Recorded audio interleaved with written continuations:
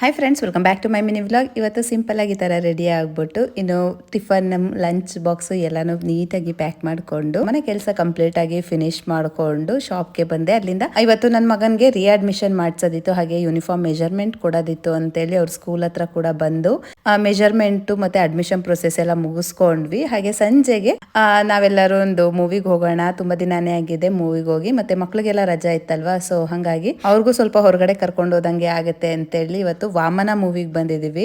ಧನ್ವೀರ್ ಅವರು ಆಕ್ಟ್ ಮಾಡಿದಂತಹ movie.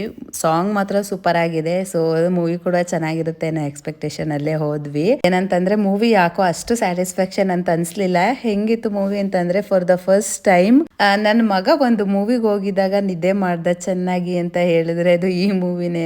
ಅವನಿಗೇನೆ bore ಆಗ್ಬಿಡ್ತು, ಮೂವಿನಂತ ಚೆನ್ನಾಗಿಲ್ಲ, ನಾವು ಕೊಟ್ಟಿರೋ ಕಾಸಿಗಾದ್ರೂ ನೋಡ್ಬೇಕಲ್ಲ ಅನ್ನೋ ರೀತಿ ನೋಡ್ಕೊಂಡು ಇನ್ನು ಇಂಟರ್ವಲ್ ಅಂದ್ರೆ ಮಕ್ಳಿಗೆ ಗೊತ್ತೇ ಇರುತ್ತಲ್ಲ, ಪಾಪ್ಕಾರ್ನ್ ಅದು ಇದು ಅಂತೇಳಿ, ಸೊ ಅದನ್ನೆಲ್ಲ ಮಕ್ಳಿಗೆ ಕೊಡ್ಸ್ಕೊಂಡು ಮೂವಿನ ತೋರ್ಸ್ಕೊಂಡು ನಾವು ಮನೆಗೆ ಬಂದ್ವಿ.